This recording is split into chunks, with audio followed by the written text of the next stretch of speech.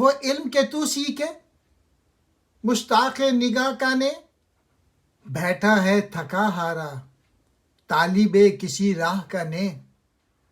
آدم کے ضمیر اس کا نقش دو جہاں ڈھا دے، ہے آہ کی لذت سے بے آہ و کہہ کنے۔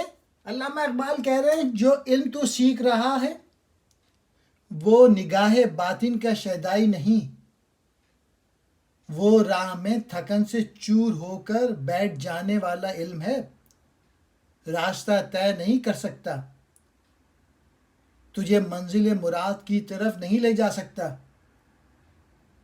اس علم میں خود کو یا خدا کو پہچاننے والی آنکھ پیدا کرنے کی صلاحیت موجود نہیں ہے جو آج کا علم جدید تعلیم جو دے رہا ہے۔ وہ آدمی جس کا ضمیر دونوں جہانوں کا مصور ہے،